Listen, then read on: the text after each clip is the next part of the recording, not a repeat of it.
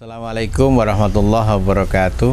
Para santri dimanapun kalian berada di seluruh penjuru negeri tercinta, khususnya santri pesantren modern Al-Amanah Jenuwangi Sidoarjo, ada satu program di dalam vlog-vlog kita, yaitu mengunjungi para alumni. Tujuan dari kunjungan itu yang pertama adalah silaturahim, agar komunikasi yang baik selama di pesantren bisa tetap terjaga sampai para santri itu menjalani kehidupan dalam realitas masyarakat sekitarnya. Yang kedua, dalam rangka untuk melihat bagaimana para santri itu menerjemahkan ilmu yang didapat di pesantren.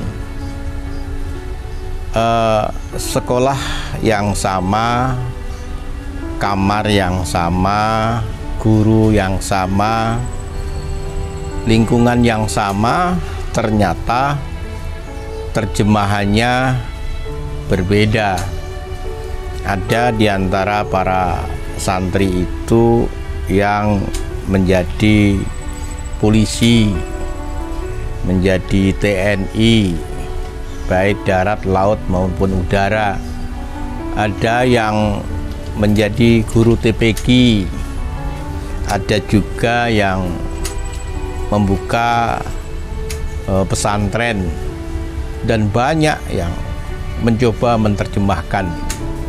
Nah, kami ingin melihat bagaimana para santri itu cukup memiliki kekuatan untuk menjalani kehidupan yang demikian sulit, yang kemudian dalam tanda petik berhasil. Ini diperlukan untuk mengevaluasi pendidikan yang kita berikan di pesantren. Kalau misalnya ada yang kurang, maka kita menambah kira-kira apa yang kurang, sehingga anak-anak memiliki karakter yang kokoh agar bisa memiliki semangat petarung di luar, sehingga bisa memenangkan pertarungan dalam kehidupannya. Yang ketiga, dalam rangka memberikan penghargaan dan apresiasi kepada para santri yang dalam tanda petik sudah berhasil. Dan yang terakhir adalah untuk menyampaikan kepada para santri yang masih di lembaga pendidikan atau di pesantren bahwa kalian tinggal di pesantren tidak perlu khawatir. Kakak-kakak kalian yang ada di luar ternyata mampu menggapai keberhasilan masing-masing. Jadi mencari uswah untuk mereka. Para santri, sebelum saya teruskan vlog ini, jangan lupa subscribe dan bunyikan lonceng agar kami termotivasi untuk membuat vlog-vlog baru yang lebih berkualitas. Dan yang sudah subscribe, saya sampaikan terima kasih, jazakumullah asal jaza. Teriring harapan moga vlog-vlog baru yang mampir di pintu gawai kalian menjadi vlog yang menghibur, memotivasi, syukur bisa menginspirasi agar kalian memiliki skill untuk memberikan makna, untuk mencatat, memberikan arti terhadap peristiwa-peristiwa kecil yang terjadi pada diri kalian dan juga yang terjadi di sekitar kalian.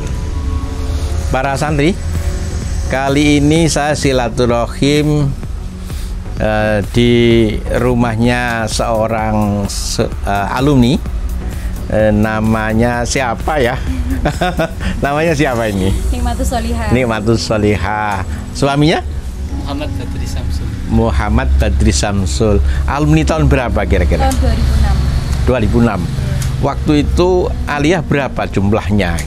Aliyah waktu itu marhalah saya 11. 11 ya? 11, satu kelas 11 anak. satu kelas 11 anak para santri, dan 11 itu barangkali ada informasi mereka menekuni bidang apa saja misalnya? Kalau saya, sepengetahuan saya untuk Sedayun masih tetap mengabdi di dalam pondok.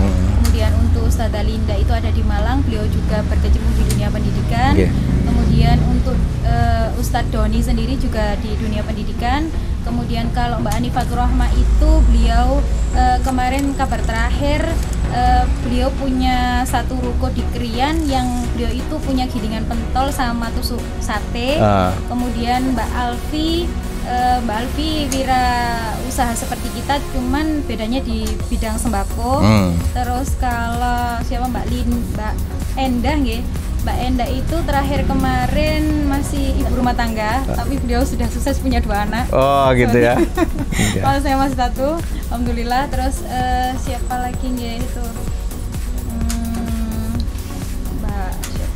Mbak Lia. Nah, Mbak Lia itu kebetulan beliau itu punya usaha juga di dunia korden. Di dunia korden. Kemudian alumni kita Mbak Lucy. Mbak Lucy kemarin itu baru menyibukkan dirinya merawat bayinya. Sebelumnya beliau berkecimpung di dunia fashion juga. Oh begitu ya. Banyak yang lainnya. Ya, itu para santri. Jadi aliyah kita dulu tidak sebesar sekarang. Sekarang mungkin satu level, satu marhalah itu sampai 8 kelas. Kalau dulu hanya 1 kelas, kemudian hanya 11 santri. Tapi perlu dicatat 11 santri tinggal di pesantren yang sama, di kelas yang sama, dan mungkin gurunya sama, ternyata menerjemahkan ilmunya dalam berbagai bentuk yang berbeda, dalam tanda petik sukses yang berbeda-beda pula. Nah, ini Nikmah ini merintis sebuah usaha yang menurut saya sangat luar biasa. Ini namanya tokonya apa? Agen Jilbab Intan Najwa. Agen Jilbab Intan Najwa. Di pertokoan mana ini? Pertokoan Pasar Pasinan. Di pertokoan Pasar Pasinan. Sumber Makmur. Para santri, barangkali kalian pengen berkomunikasi dan mungkin membuat kerjasama di Pasar Pasinan. Itu ada sebuah ruko yang menurut saya cukup besar dan kelihatan dari aura yang bergairah. Ini menandakan bahwa toko ini berjalan dengan baik. Gimana dulu memulainya, Mbak Nimah? Saya pikir nggak langsung sebesar itu. Awal pertama kali itu kita belajar dari ketika di pesantren. Jadi ketika di pesantren dulu kita diajari gimana sih caranya bikin jilbab, bikin gamis dan lain sebagainya. Kemudian akhirnya kita terapkan ketika kita pulang dari pesantren. Gitu. Akhirnya ketika kita melihat lingkungan di sekitar kita itu kok masih banyak orang-orang yang belum menggunakan jilbab seutuhnya seperti itu. Akhirnya saya sama suami kebetulan waktu itu setelah menikah akhirnya kita tentukan visi misi kita untuk memulai bisnis. Nah, akhirnya dari situ kita beranikan diri untuk menerima permintaan-permintaan dari para tetangga dan lain sebagainya gitu. Itu ngambil dari mana waktu itu? Awalnya kita bikin sendiri. Oh, bikin sendiri? Iya, bikin sendiri. Dengan ilmu yang yang lumayan dari pesantren itu akhirnya kita kembangkan sendiri, kemudian kita tetap belajar terus. Akhirnya kita beranikan itu tadi, mencoba walaupun di tengah-tengah memang banyak sekali komplain-komplain dari pelanggan. Dan itu tidak bisa dipungkiri, nangis gitu pasti. Gitu ya. Tapi suami selalu menguatkan kita. Akhirnya karena memang saking kita tidak untuk memenuhi pelanggan itu kurang bisa cepat, akhirnya kita terpaksa ngambil barang jadi. Barang jadi gitu. Jadi kita kerjasama sama beberapa konveksi. Mas, ini kan nggak langsung sebesar ini. Rumahnya dulu kan di sana ya, jauh ya, di desa sana. Kemudian gimana kok bisa memilih tempat ini itu? Awalnya dulu kan kita itu tes case itu di rumah. Rumah itu saya lihat itu kata orang-orang di sekitar itu nggak mungkin ramai karena diupdate sama makam itu. Jadi lewat manapun sama makam. Tapi saya optimisnya itu gini. Saya melihat Al-Amanah di luar itu tampak kecil, tapi setelah masuk itu dalam dan ramai. Gitu ya. Gak mungkin ini kalau rezeki Allah itu cuma berhenti di situ. Nah itu saya inspirasinya di situ. Dimanapun tempat, kalau misalkan kita mempunyai manajemen dan market yang bagus, itu pasti datang. Gitu ya. Seperti itu. Ya, seperti Al-Amanah kan kalau kita lihat dari Jenuwangi kan. Iya, itu kan kelihatan kecil. Tapi kalau lihat lebih dalamnya lagi itu lebih besar. Ini perlu dicatat para santri.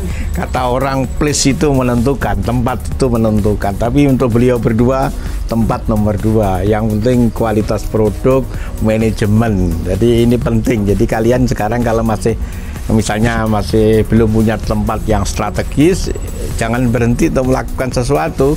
Ternyata beliau berdua punya keyakinan yang lain dengan produk yang bagus, berkualitas, manajemen yang bagus, terus kemampuan untuk marketing. Tempat tidak menjadi satu-satunya pertimbangan. Tantangan terbesar apa kira-kira ketika mulai sebelum memiliki beberapa toko ini? Sebenarnya itu dulunya itu kita sudah pernah jatuh bangun. Jatuh bangun ya? Iya. Jadi jatuh bangunnya itu dulu pernah bangun dulu terus jatuh atau dari? Ya, paling sering jatuhnya. Akhirnya bangun. Gitu ya. Jadi sering jatuhnya. Dulu itu pernah jualan buah, itu pernah jualan alat-alat tulis sama ciki gitu. Nah, itu jatuhnya dari itu dan itu kita buat belajar. Kalau untuk pengalaman saya, untuk manajemen itu saya kan dulunya itu di Indomaret itu selama 5 tahun lebih. Itu untuk pengalaman manajemen. Terus untuk marketingnya itu saya di Sinar Baja Elektrik, terus di Sub Elektronik itu agak lama. Dan ini pun penempatannya kan berpindah-pindah, mulai dari Carrefour, terus di Hartono sama Giant. Itu kan pernah. Jadi saya lihat trik mulai gimana cara memainkan perasaan orang. Kalau di dalam penjualan ini yang harus dimainkan itu perasaan orang, supaya orang itu punya perasaan ingin beli, barang bagus ingin beli. Karena yang sering belanja itu adalah ibu-ibu.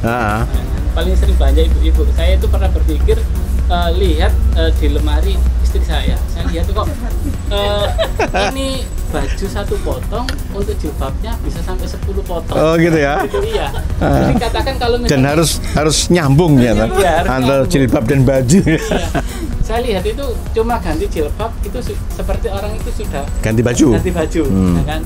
Kalau misalkan di 1 jilbab itu satu gamis itu 10 potong, berarti kalau misalkan ada 20 gamis berarti tinggal dikalikan 10, 200 potong. Jadi itu kebutuhan fashion ibu-ibu atau para akhwat itu begitu besar. Kecuali para ikhwan itu. Ya, jadi kalau para ikhwan itu kan saya lihat pakai kaos sama celana cukup lah. Cukup udah selesai. Apalagi kalau celana jeans ya cukup satu untuk 1 tahun. Iya. Itu motivasi gitu ya. saya untuk berusaha. Gitu. Melihat kemungkinan pasar besar di jilbab karena tadi ya perhitungannya. Ya luar biasa. Sekarang omsetnya sudah berapa itu tiap bulan? Kalau omsetnya ya. Kira-kira sudah berapa putarannya itu? Kalau untuk perharinya itu masih kisaran rata-rata 10 ke atas. 10 ya? Iya. 10 kalau dengan beberapa toko ini ya? Iya. 10 kalau 1 tahun kan sudah 300 juta ya. Subhanallah, ini sudah putaran yang luar biasa dan ini perlu dicontohkan sekali lagi bahwa ini mulai dari bawah dan kata beliau tadi jatuh bangun. Saya nggak bisa nyanyi. Kalau bisa nyanyi saya akan nyanyi jatuh bangun ini. Iya. Itu omsetnya sudah demikian ya? Itu hari normal. Hari normal, ya. Tapi hari begini ada. Tapi jualan ini kan tidak mampu. Artinya bisa bertambah. Tapi juga tantangannya kan perubahan model itu kan juga cepat. Gimana itu? Kalau untuk masalah model itu memang sengaja kita itu bikin model sendiri yang itu masa expirednya tidak ada masa expirednya. Jadi misalnya kayak kemarin itu musimnya Rina Nose gitu. Apa? Rina Nose. Jilbabnya Rina Nose itu yang saat itu beliau itu masih di Islam itu bikin pelajaran buat kita. Hanya kita cuman hoodie biasa. Akhirnya ketika Rinanos itu keluar dari Islam, akhirnya nggak laku. Nah dari situ bisa kita jadikan pelajaran bahwa sebenarnya pasar itu sebenarnya kita punya pasar, dan akhirnya kita bikin sendiri.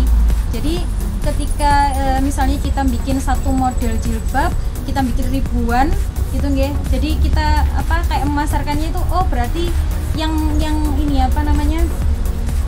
yang menentukan musimnya jilbab apa bisa dari kita sendiri. Seperti itu nggih. Jadi kita tidak tergantung pada model ya. Oh gitu ya. Seperti itu. Berarti kita punya penjahit sendiri. Iya, alhamdulillah punya penjahit sendiri. Seperti ini sudah produk kita. Jadi IN Intan Najwa, kemudian di sininya ada mereknya sekalian. Nah, Intan Najwa sama Intan Najwa. Jadi ini produk kita. Para santri sudah punya brand IN Intan Najwa. Ini suatu yang menurut saya sangat sangat punya impian ke depan, ya, sehingga perlu memikirkan branding yang barangkali orang lain membuat, tapi tentu yang punya merek akan selangkah atau beberapa langkah lebih cepat. Ini perlu digarisbawahi. Jadi ada IN Intan Najwa. Apa saja yang sudah di branding? Kecuali kaos kaki juga ada. Oh gitu. Kaos kaki yang IN juga. Oh ini. Kemudian gamis juga. Apa ada para alumni yang sudah belajar atau mungkin bekerja sama itu? Alhamdulillah ada? Dari berbagai daerah. Memang kita rencanain ke depan itu merangkul alumni supaya bisa kerjasama dengan kita, karena kita memang nggak ingin sukses sendiri, gitu. Jadi alhamdulillah sudah banyak sekali alumni yang sudah gabung dengan kita. Oh iya, ini para santri memang bisnis ke depan itu memang harus berkolaborasi, membuat jaringan yang kokoh, apalagi kalau jaringan itu dibangun atas ideologi yang sama, semangat yang sama, nilai-nilai yang sama, ya sama-sama alumni akan sangat luar biasa. Dan tentu saya mewakili pesantren sangat berterima kasih ini ada alumni yang kemudian memberikan wadah terhadap alumni, karena banyak alumni walaupun sudah S1, S2 begitu keluar itu bingung apa ya yang harus saya lakukan. Maka dengan ini paling tidak akan memberikan perspektif pemikiran. Oh, ada yang sudah bisa menerjemahkan, tinggal sekolah lagi beberapa saat di tempat ini, maka akan punya wacana baru. Itu hari ini vlog saya bersama dengan Nikmatus Solihah ya, dan suaminya Muhammad Badri. Nah, kepada beliau berdua saya sampaikan terima kasih atas informasinya, karena vlog ini memang durasinya terbatas, maka tidak semuanya bisa kami sampaikan, tapi saya percaya dengan vlog yang singkat tadi memberikan informasi awal tentang bagaimana beliau berdua menjalani kehidupan sampai kemudian membuat beberapa toko yang kemudian punya produk yang omsetnya tadi sudah saya sampaikan. Dan ini adalah bukti nyata bahwa alumni pesantren tidak harus menjadi guru ngaji. Banyak hal di luar pesantren yang bisa dikerjakan yang membuat para alumni itu menjadi orang yang dalam tanda petik sukses. Terima kasih ya. Oke, itu vlog hari ini. Terima kasih atas perhatiannya. Akhiran, assalamualaikum warahmatullahi wabarakatuh.